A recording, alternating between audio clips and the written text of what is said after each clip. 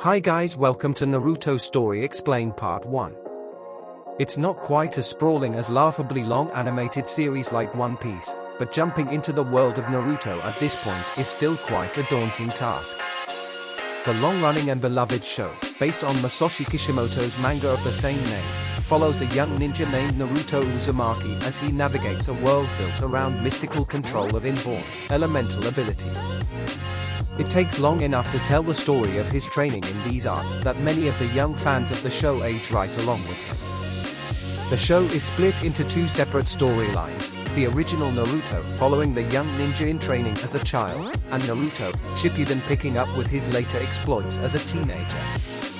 While you might think this would make it easier to digest, the two shows come to a whopping 720 episodes between them. To give you a better idea of scale, the Adult Swim anime block Toonami began airing Shippuden's 500 episodes on a weekly basis in 2014. They are scheduled to finally wrap the series in 2024. Before you get discouraged by the massive pile of cartoon ninja-related homework, let us walk you through the world of the series. You'd be hard-pressed to find any story that needs 720 episodes to wrap itself up, but that doesn't mean the eventual tale told by Naruto isn't worth a bit of investment. Both Naruto and Naruto Shippuden are set on a fictionalized Earth where people are born with innate, elemental chakra powers. The world, as it exists, is divided into 5 global powers and some smaller countries. These countries are named and organized around the dominant elemental trait of the people who live there. For example, the 5 great powers are named the Land of Earth, the Land of Wind, the Land of Lightning, the Land of Water, and the Land of Fire. The countries are ruled over by monarchs and protected by a warrior class of ninjas who have honed their elemental powers. These armies are maintained by training young people who show promise in hidden villages that double as academies.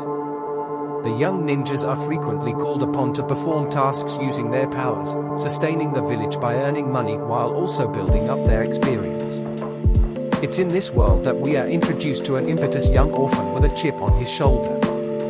Naruto's parents were incredibly talented fighters for the Land of Fire, and his mother Kushina contained powers that were beyond even the most gifted ninjas. Her immense reserve of chakra allowed her to be a rare carrier of a demon spirit called a nine-tailed fox. These beasts were sealed inside humans who could control them, giving them incredible powers while also making them responsible for containing the monster. Naruto's mother was attacked by the leader of a renegade ninja group when she was most vulnerable, during the birth of her son. The attacker was able to unseal Kushina's beast, and the resulting rampage destroyed the Uzumaki's home village. Both of Naruto's parents were killed in the fight, with his father sacrificing himself to stop the beast's destruction. In the process, he sealed a portion of the beast inside his infant son. The orphan Naruto containing this power at such a young age, and that power coming from a beast that destroyed his village, made him an outcast even as the village looked after his well-being. Brash and unsocialized, Naruto makes himself a bit of a nuisance if only to get people to look at him. He pulls pranks on the local villagers and frequently offends his elders for a break from the typical wide berth that people who know his origin give him. The village is largely happy to him leave when he's sent off to have his talents crafted at Ninja Academy. Once in the academy, the cast fills out with a whole crew of young ninjas. We come to learn that they are all trying to be the best possible fighter in the academy, though their motivations are quite different.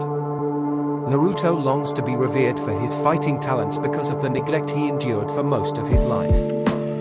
He develops a friendship with his classmate Sakura Haruno and a rivalry with the preternaturally talented Sasuke Uchiha. While Naruto is constantly frustrated by Sasuke's talent and the way that it keeps Naruto from being held up in the highest regard by his trainers and classmates, the pair eventually become close friends. Through this growing friendship, we learn that Sasuke is equally driven by a tragic origin story. His entire clan was murdered by his older brother Itachi, who is a member of the shadowy organization of rogue shinobi who killed Naruto's parents.